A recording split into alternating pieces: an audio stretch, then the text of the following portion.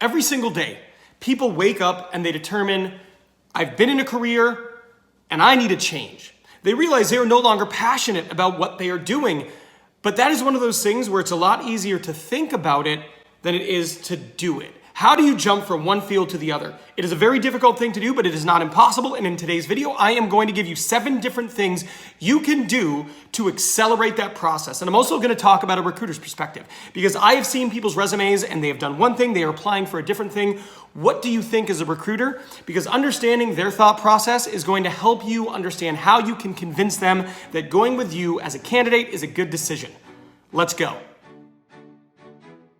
Hi, I'm Ben White with Ben Talks Talent. I've got 11 years experience in talent acquisition, recruiting, interviewing, hiring, team building, and I am passionate about using my experience to help you become the best candidate possible. If you came to my channel to become the best candidate possible, to learn interview strategies and hacks, well, good news, you have come to the right place. If you haven't already, take 3 seconds, subscribe to my YouTube channel, hit that notification bell so you never miss one of my videos, and if you are not new, welcome back. Today, I want to talk about making a career transition. So let's say hypothetically, you've spent 3 years, 7 years, 30 years doing one thing, and you've determined that you no longer want to do that. You have lost the passion, or maybe you were interested in something else. Well, how do you get there? How do you make that change from doing one thing and being an expert there or being sufficient there to going to a new field? It is not an easy thing to do, but the right strategy, you can absolutely do it. The first thing I want to talk about is I want to talk about the recruiter's perspective, right? Because you're going to hit apply to a job, and somewhere a recruiter's going to look at your resume and determine if they are going to reach out to you, if they are going to pass you on to the hiring manager. What are they thinking? So first and foremost, recruiters work with hiring managers. Now they could work for the same company, or the recruiter could be working for a third-party agency. And every time they send over a candidate, from the hiring manager's perspective, they either gain confidence or lose confidence in that recruiter's ability to understand their role and their needs. So whenever a recruiter is sending over a person, they're not doing it flippantly. They understand there are consequences. And if they send someone who is bad, they are going to lose credibility with a hiring manager. So whenever you're applying to a role, you have to view it through that lens, knowing that the recruiter isn't making a personal decision. They're making a decision based on what gives them credibility with the people they work with on a day-to-day basis. So when you sense hesitancy, like a recruiter is not going to send your information over to the hiring manager, that is why. So what can you do? So let's say you're like, okay, thanks, Ben. I get that. That's a recruiter's perspective. I still want to do it. What can I do? My first tip would be to try to find that opportunity within your own organization. It is far easier to make moves and switch verticals within a company you have already been at, you have established yourself, you have done good work. That is going to be the path of least resistance. If you are applying to another organization, they don't know anything about you. They don't know how effective you are. They don't know about the relationships you've built. All they know is you're qualified for one thing and you are applying to another thing. So the first thing you need to do is you need to look in your own company and see if there is a pathway to that different vertical. If there's not, maybe you can sign up with for some sort of project in which you're collaborating. Maybe you're an engineer and you want to go into procurement. Well, maybe there's an opportunity for some cross-functional work, and you can kind of gain some experience working with them. The other thing I would do is look for training. Does your company have any inter-company training available so that you, an engineer, can learn some of the nuances and the skills needed to be effective in supply chain? So that is like step one for me. Look within your organization, see what they can do, and lastly, talk to somebody in your organization. If you're an engineer, talk to a buyer, talk to a procurement analyst, talk to the procurement manager. Talk to them about your want to switch over and what it would take, if there's any opportunity for you to maybe work with them a little bit more and maybe ultimately transfer. That's step one. The next thing I would do is kind of similar. I touched it on the tail end of tip 1, but tip 2 is research. At the end of the day, you are going to get nowhere if you don't go into these situations very well informed. So by that, I mean, yes, talk to people at your organization, but also go on YouTube, go on Google, and kind of learn about what people do in that role. Learn what certifications, what accreditations, what are the competencies needed for someone to be effective in this role. And then lastly, join different groups on LinkedIn. LinkedIn is a great resource.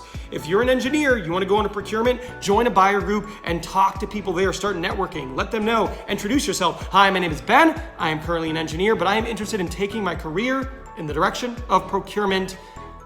What tips do you have? What suggestions? Those people will probably be very helpful. The third thing I want you to do is arm yourself with certifications, right? If there are certifications, classes, Khan Academy, Google certifications, whatever it is, find out what people value from a certification standpoint and do those things. It is one thing for you to be a person who has done, again, as I'll go back to this example, it's one thing to be an engineer and be like, I want to be a buyer.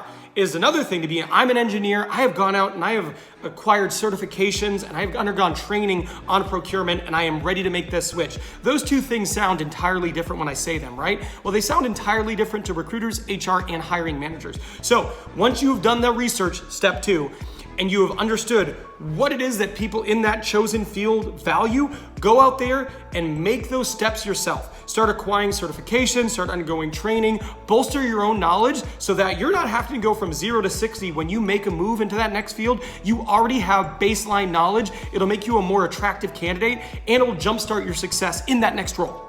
The next thing I want you to do is I want you to make a cover letter. I am not a big cover letter person. But I am a cover letter person when you need to explain something, when you need to explain an absence from the workforce, when you need to explain switching career fields. Anytime you have a big thing that anybody looking at your resume would go, wait a minute, what's going on? You need to write a cover letter and you need to explicitly say, my name is Ben, here are my skills. I have a passion around going into procurement and I think I'd be good because of A, B, and C. Here are some of the things I've been doing to prepare myself for my new career in procurement. It makes you sound like you are goal-oriented, you're not just applying to everything. You are being intentional about this move and you have done the legwork to make yourself a viable candidate. Work on that cover letter.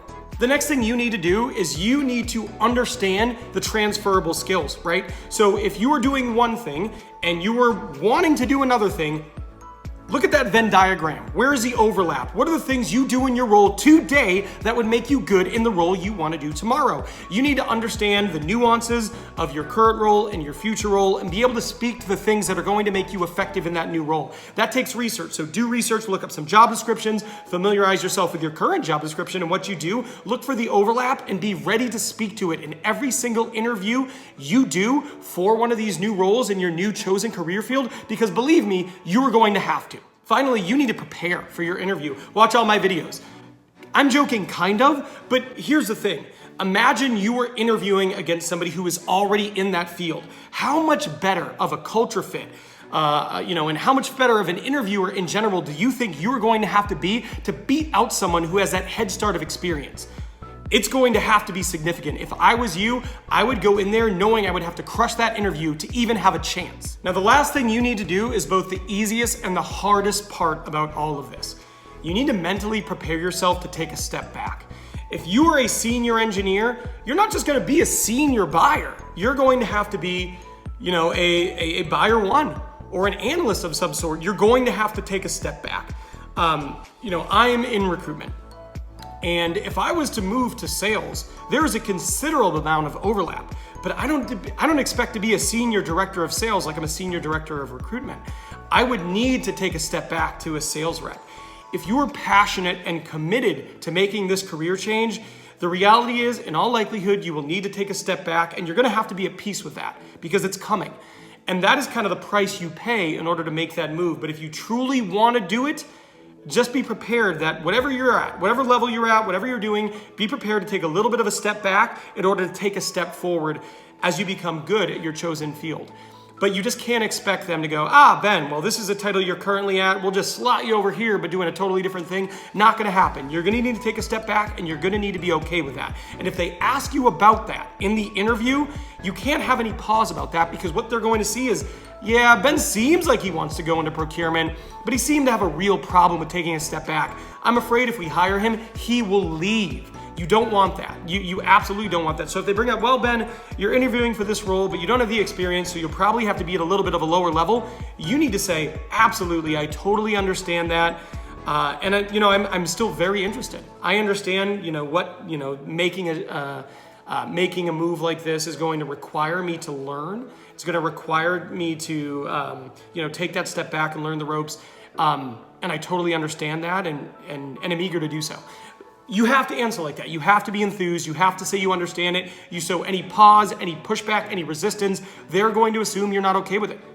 There you have it. That is everything. If you are still here, do me a favor and hit the like button. That essentially is you telling YouTube, I don't suck, which is helpful for me. So I appreciate that. Again, if you haven't already, please subscribe to my channel, hit that notification bell. Good luck in your next interview. You've got this.